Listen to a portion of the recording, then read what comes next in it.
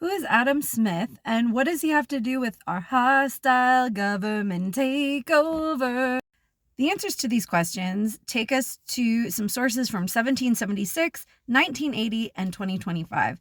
But I want to start with 1980 because there are some really interesting receipts from this period and the infamous 2025 project. So I bought this book at a used book sale before the 2024 election just because it's exactly the kind of thing I would spend $2 on. But when Trump won and the specter of the Department of Education getting abolished came true, I actually picked it up to read it sooner than I probably would have. It's absolutely fascinating, and Terrell Bell gives an account of how, as a lifelong educator and civil servant, he got wrangled into serving as the Secretary of Education in the Reagan administration while the Reagan cabinet was simultaneously trying to shut down the Department of Education. Bell has all kinds of stories about how he worked to keep the Department of Education afloat despite this, and he ended up surviving the whole first term under Reagan. He didn't, however, move on to the second term. But in any case, some of Bell's observations from the early 1980s jump off the page in our 2025 context. One of the things that Bell observed is that Reagan's counselor and most of the Reagan cabinet were what he called movement conservatives. He even referred to them as a sort of secret society who kept tabs on which Republicans were what they deemed actual conservatives and which were what they called pragmatists.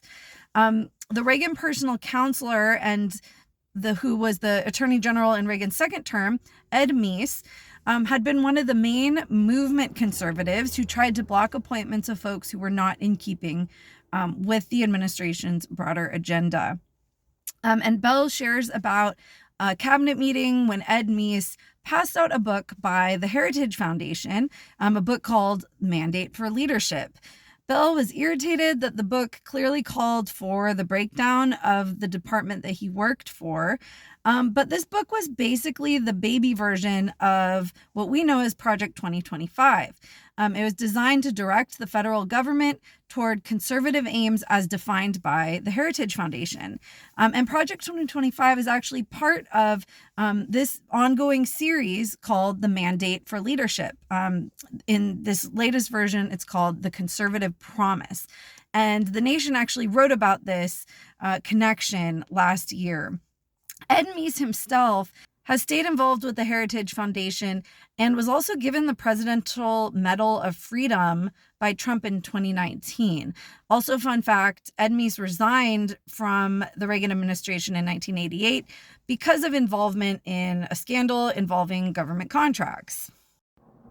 So what about Adam Smith? Terrell Bell said that Ed Meese and his colleagues would literally go around wearing neckties with Adam Smith's profile on them. Here are some examples you can still buy today. As the Leadership Institute says on its product page for one of these ties, conservatives in the Reagan White House wore Adam Smith ties as a sign of the faithful.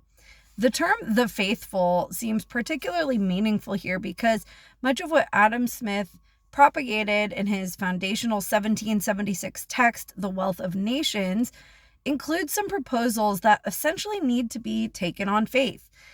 Just a quick introduction of Smith. He was a Scottish philosopher and part of the Western European Enlightenment, and his ideas were some of the most influential for prompting laissez-faire or free market economic policies. What was critical for Smith was that the less the state interferes in the economy, the freer the economy will become, and within that, the freer individuals will become in a kind of cyclical relationship. This is, in many ways, a tenet of faith, since Smith literally claims this will happen by means of an invisible hand. And trust me, I'm not knocking faith because I am a committed Christian and therefore also believe in an invisible entity.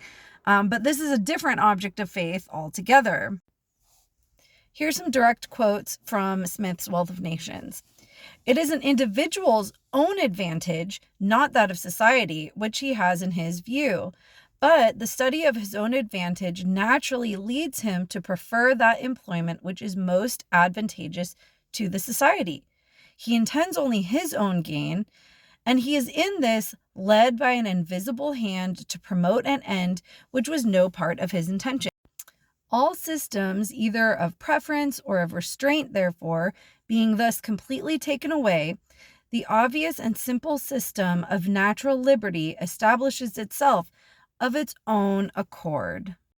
In other words, natural liberty only happens when markets are able to function without interference and with individual self-interest. Says Adam Smith, during an economy that literally relied on an elaborate system of forced labor. The Adam Smith wearing Ed Meese stayed involved with the Heritage Foundation for decades, and of course, we are now seeing some of the effects of the scorched earth policies that Project 2025 proposed. Ironically, Trump's tariffs are very much out of step with Smith's advocacy of a free market.